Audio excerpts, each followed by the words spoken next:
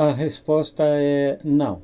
O projeto Deus não trata de nenhuma divindade e nenhum mundo invisível, imaginário, exógeno à realidade material em que vivemos.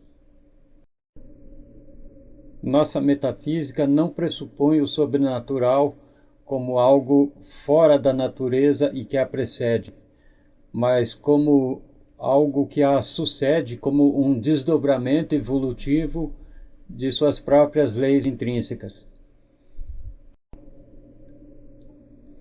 Deus aqui, portanto, não é nenhuma entidade cósmica criadora do que quer que seja, mas um sistema que criamos e ao qual voluntariamente nos submetemos como agentes econômicos a serviço da construção de uma nova sociabilidade humana. Assim, não somos religiosos no sentido convencional do conceito e não temos nenhuma prática ritual ou litúrgica, não temos nenhuma crença, mas sim uma forma específica de compreender o mundo e de dar um sentido à existência da espécie humana. E com esse propósito, nos valemos do caráter investigativo e descritivo da ciência ortodoxa, que qualificamos como prosaica, servindo de ferramenta para uma ciência heterodoxa que consideramos como supraciência na intervenção corretiva deliberada sobre os processos violentos e dolorosos da biosfera que afetam os seres sencientes. Sabemos, portanto, pela ciência prosaica que a vida na Terra se iniciou há cerca de 4 bilhões de anos atrás por processos geoquímicos que geraram os primeiros aminoácidos que formaram as primeiras cadeias peptídicas e, consequentemente, as primeiras proteínas, que geraram as primeiras células e deram origem aos seres unicelulares, como as primeiras bactérias, que evoluíram para seres pluricelulares, dando origem a seres complexos e a diversas formas de vida e diversos organismos que resultaram nos seres que conhecemos hoje, entre os quais estamos nós, a espécie humana Homo sapiens. Nossa divergência, no entanto, se dá na compreensão heurística sistêmica desse processo. A ciência prosaica, condicionada pela cultura do ego na sociedade em que vivemos, entende cada ser vivo como um ente biogenicamente separado de todos os outros que o antecederam e que o sucederão. Desse modo, cada um de nós experiencia uma existência única que se inicia com a concepção, a fecundação, gestação e nascimento e finda com o evento que chamamos morte. A supraciência, ao contrário, nos impõe a compreensão sistêmica de que todos os seres vivos são apenas matéria biótica em constante reciclagem no organismo geobiótico planetário, onde cada um de nós é apenas uma configuração atômica mutante no momento presente entre o passado e o futuro. Assim, nenhuma entidade viva nasce ou morre em si mesma, mas somos todos um contínuo que se recicla e se reconfigura no tecido geoquímico da biosfera, não havendo início ou fim nesse processo.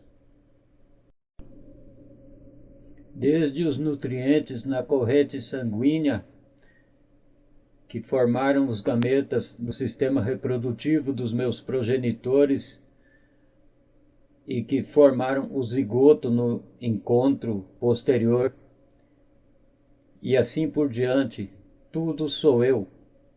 E serei eu, de novo, em outra configuração, em outro momento resultante desse mesmo processo de reciclagem. Não há, portanto, um eu e você, ou ele. tudo somos apenas nós. E esta compreensão holística do processo que denominamos vida é o que nos impõe a responsabilidade de trabalhar pelo desenvolvimento econômico universal socioético. E agora vamos retomar o assunto prático do vídeo passado. Então temos o PIB. O PIB é essencialmente um indicador monetário, isto é, que mede a quantia de dinheiro circulada através da produção de bens e serviços em um espaço de tempo num determinado local, como um país, ou uma região, uma cidade ou qualquer coisa que seja. E hoje o PIB anual brasileiro é algo em torno de R$ 3.500 mensais per capita. Ou seja, a quantidade de dinheiro movimentada no intervalo de um ano pela população em relação a tudo que foi produzido nesse ano dentro do país, se igualmente distribuída por essa população, corresponderia a R$ 3.500 mensais para cada cidadão brasileiro, independentemente da idade, independentemente de estar trabalhando ou não, com relação ao dinheiro circulado no consumo pelos bens produzidos. No entanto, em relação à renda, segundo uma constatação do IBGE em 2022, metade da população brasileira, a metade mais pobre, ou seja, 107 milhões de pessoas, sobreviveram com R$ 537 por mês. E é no intuito de equalizar o PIB e a renda entre a população que tomamos o PIB per capita como um delimitador de consumo individual entre nós. Vários cientistas sociais já falaram em estabelecer uma renda máxima no país, mas todos eles falam em fazer isso por lei e de cima para baixo, o que sabemos que é inviável e nunca vai acontecer. Por isso nós, ao contrário, não esperamos pela lei, nem esperamos nada lá de cima, mas propomos fazer isso justamente de baixo para cima, tomando nós a atitude e fazendo nós o que precisa ser feito. E dentro dessa faixa de renda vigente no país, que vai de 500 no nosso caso, 3.500 que pomos como limite dentro do que é monetariamente possível pelo PIB per capita, nós estipulamos entre nós uma contribuição de 10% para o Projeto Deus, com o qual formaremos o caixa da organização para financiar o empreendimento de produção de bens e serviços gratuitos para a população, como foi falado no vídeo passado. Com isso, além de nos recusarmos a participar da estratificação socioeconômica no país mediante a renúncia do consumo individual acima do PIB per capita disponível, nós também adotamos a construção de uma cultura minimalista e, ao mesmo tempo, deixamos de contribuir na criação de dinheiro e dívida inerentes ao sistema.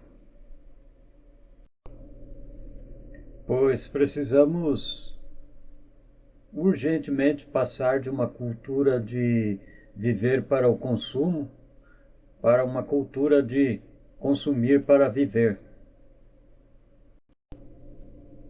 É preciso entender que necessidade é sinônimo de direito, enquanto desejo é sinônimo de privação. A necessidade leva a uma cultura de... A satisfação das necessidades leva a uma cultura de abundância, enquanto a busca da satisfação de desejos insaciáveis inevitavelmente conduz à escassez. E um dos aspectos de nossa vida onde essa questão de necessidade versus desejo foi mais deturpada é na nossa cultura alimentar. A invenção do alimento cozido levou a uma culinária focada em estimular o paladar, que por sua vez tem cada vez mais dificuldade em se satisfazer, precisando de alimentos cada vez mais processados e, portanto, cada vez mais indústria alimentícia e cada vez mais monoculturas e mais combustíveis e terras ocupadas para uma alimentação cada vez mais tóxica e mais pobre em nutrientes. Ou seja, é uma antieconomia alimentícia e, portanto, uma alimentação antinutritiva e patogênica. É por isso que, dentro do Projeto Deus, adotamos como padrão a chamada alimentação viva. Uma alimentação à base de frutas, vegetais, legumes in natura e fermentados e desidratados, além de cereais.